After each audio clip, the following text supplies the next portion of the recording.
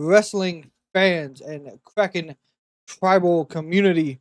Welcome to the AEW Full Gear Predictions, of course, from the Kraken himself. Hope y'all had a fantastic Thursday, Friday, or Saturday, whenever you're tuning in to check out what we think's going to happen. Of course, as always, hit that like, smash the subscribe button, turn it to where all notifications are on so you can stay up to date with the Kraken.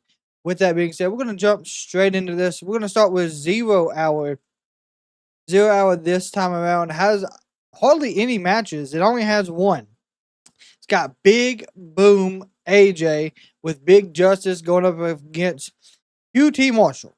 And I'm just going to be quite honest with everybody. Not sure what's going on here. I'm just going to be completely honest. Why are we having this match? I missed something. I know there was something about QT Marshall throwing the double chocolate chip cookie. I don't know. It's very odd. I understand that QT Marshall and Big Boom used to have, I guess, something happened long ago. Big Boom used to wrestle 20 years ago. It's going to probably be a decent match, honestly. For me, I'm not really invested in this one like the rest of the show. So I'm glad it's on the 0 Hour. But it's there. So we're going to give this one to Big Boom AJ to win that one. Now, to start off the show, I'm not sure what order this is going to go in. So, of course, this is how we have it laid out for y'all. We got a championship celebration champagne party from the great Mina and Mariah May. This is going to be a very interesting segment, in my opinion, on the simple fact, are we going to see Tony Storm show back up? Are we going to see Mina turn on Mariah May? Are we actually going to see two best friends have a champagne party and it just be a celebration? Are we going to see somebody come back and challenge Mariah May at World's End? Could this be where Julia Hart shows back up? We've seen the videos, her getting ready to come back. All these variables in there. I know it's going to be wild. It's going to be chaotic. It's going to be entertaining. So that's going to be a good segment inside Full Gear. First match we are going to talk about is going to be MJF and Roderick Strong. Now, of course, we know the history there with Undisputed Kingdom and what everything happened with Adam Cole and when Roderick brought that issue to light when they turned on MJF. That was great. But then, of course, MJF made Roderick go through 3 matches in a row to win, and he did. We know that Adam Cole lost, and this is why this is a one-on-one match. In all honesty, I don't think Roderick's got what it's going to take to beat MJF here. I think MJF will get this win over Roderick Strong, and I think there might be a little more turning in this match. I think we may see some more of Undisputed Kingdom actually turn. I think MJF's got a little more up his sleeve than what everybody thinks is going to happen. But either way, I'm giving this one to MJF, and this feud will end, and Adam Cole will get his opportunity at the next pay-per-view. The Fatal 4-Way for the AEW World Tag Team Championships. You got the champions, Private Party, going up against the 80s style Outrunners. You got the Acclaimed and the Scissors going up against the King of the Black Throne, the House of Black. This is not an eliminator style match. This is a regular Fatal 4-Way tag team. One person will be legal from each tag team, or maybe a one from each tag team inside the ring at all times, or they may just have to tag out different people. Either way, that's not how this is going to go. This is going to be chaotic. We're going to see the Outrunners do all the 80s style wrestling stuff that everyone enjoys out of them. Crowd loves them. People at home that does watch, they enjoy seeing it. They're going to get a big pop, and they are in the opportunity to win this.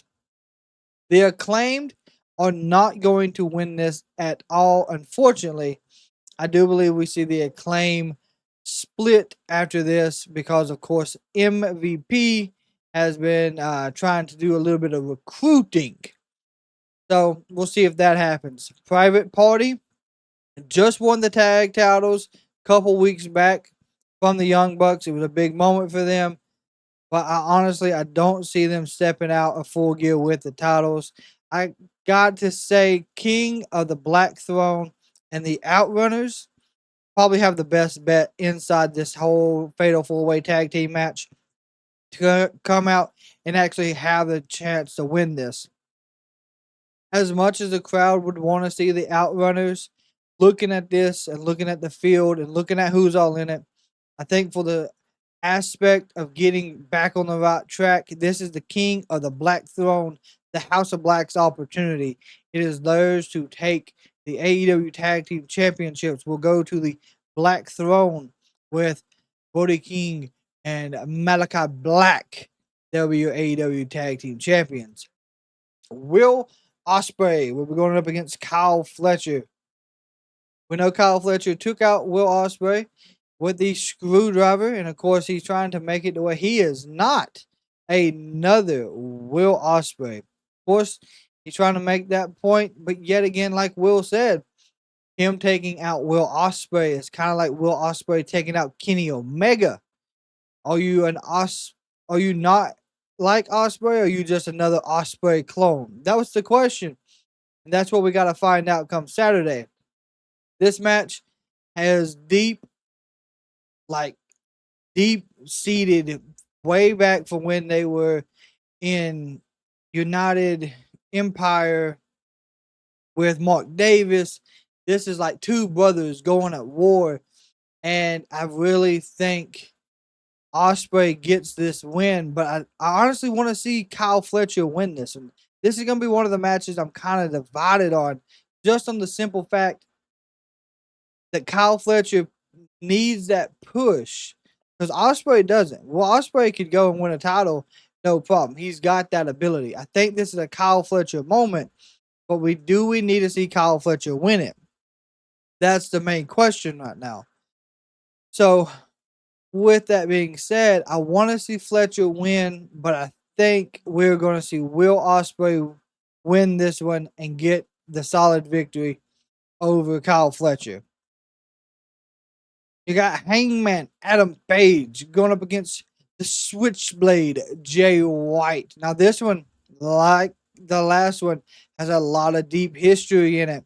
We know that Jay White came back from injury to take out Hangman because Hangman was the one that injured him. They've been going back and forth for about a month and a half now.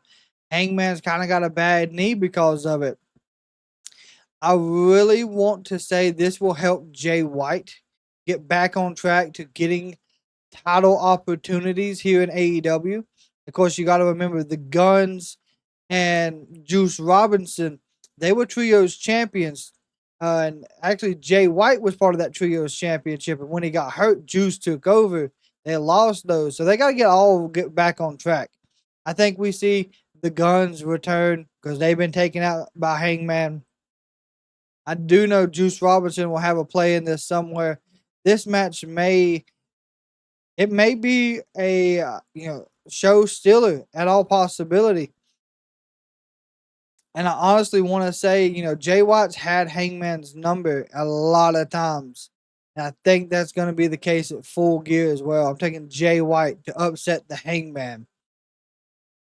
You got the TNT Championship on the line. Jack Perry, the scapegoat, going up against Daniel Garcia. Of course, we know Jack Perry is now all alone by himself. The Young Bucks are left. There's no one there really part of the elite anymore. He's the last one. And he's trying to prove to Garcia that he's not ready. He's not the person he needs to be to run AEW with the title. And I kind of believe him. I kind of believe Jack Perry is right here, unfortunately. I really want to see Daniel Garcia get a title, just like I'd like to see Orange Cassidy get a title. I just don't think it's going to happen for Garcia here. Not yet, at least. I think Jack Perry will walk out a Full Gear as your champion. but will continue to build Daniel Garcia the way he can win. You got another great big match that is honestly probably, if it was for the AEW World title, it would probably do about a 6-star match. I know that sounds crazy, but Swerve Strickland and Bobby Lashley are going to have an absolute chaotic match come Saturday. We've seen tonight on Dynamite that Swerve's willing to do whatever he wants to. He attacked Shelton Benjamin with a chain. He attacked the MVP. He attacked Bobby Lashley twice with it. Prince Nana's out there distracting people like he don't care. It is what it is. These two are going to. This will really decide on where we're going with Swerve and what they're going to do with Bobby Lashley. Now, here's the question: Bobby Lashley is your new signee. He's been there 3 weeks. Are we going to have him lose to your top star? Or are we going to have your top star lose to the newcomer? Bobby Lashley is not really a newcomer inside wrestling, but yet again, he's new to AEW, knew the way things work in AEW. Now, they've been trying to recruit Swerve, and I think, that's the main point of this. But what is going to happen is Bobby Lashley will get this win, but it's going to be at the last moment. There's going to be people that show up. You're going to see Shelton Benjamin.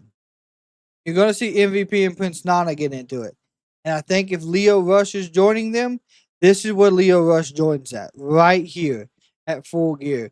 But I'm taking Bobby Lashley to win this one at Full Gear in his debut pay-per-view at AEW. Now, Mercedes Moné and Chris Statlander go one-on-one for the TBS Championship.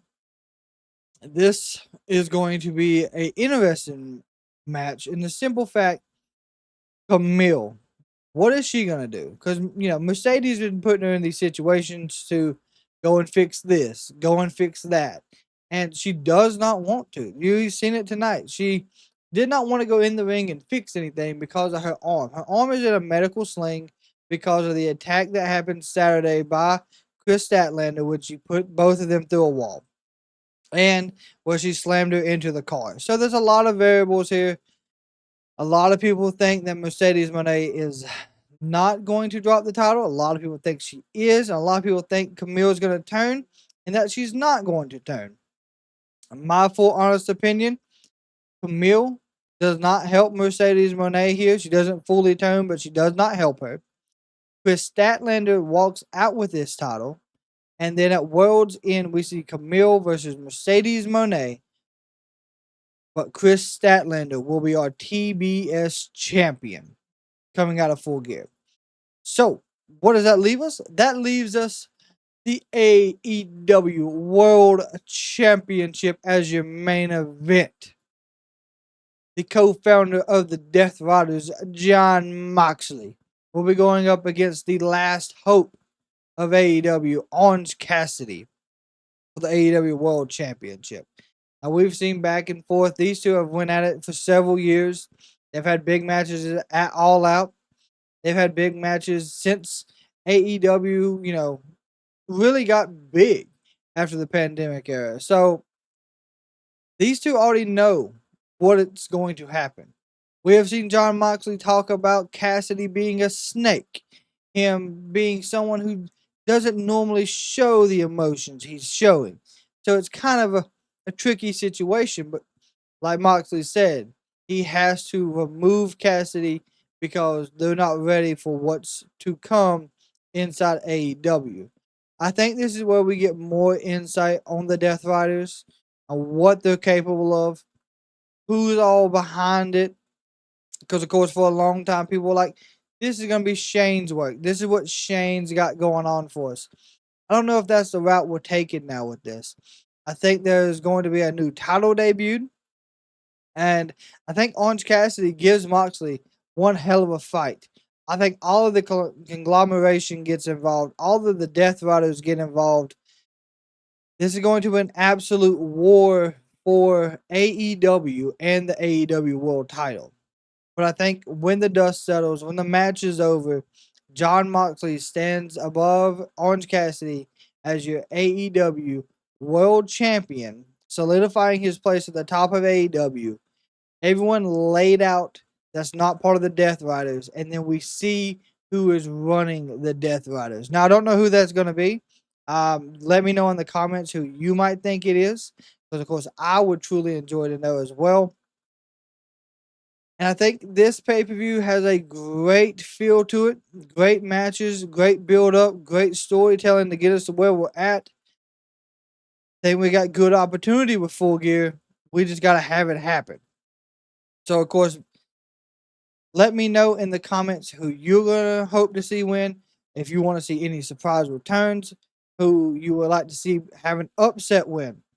Of course, as always, we do have the Kraken Tribal membership that you are able to join. Inside that, you get added to our monthly free giveaways. Once you join, you are added into the list. You do get custom emotes and badges for you to use in chat and beside your name.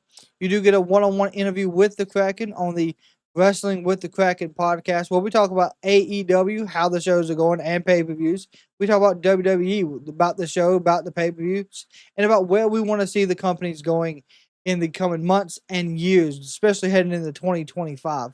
There is so much more to be added to that in the coming months and years. So, of course, I want to thank everyone that is a Kraken Tribal member and that will be joining.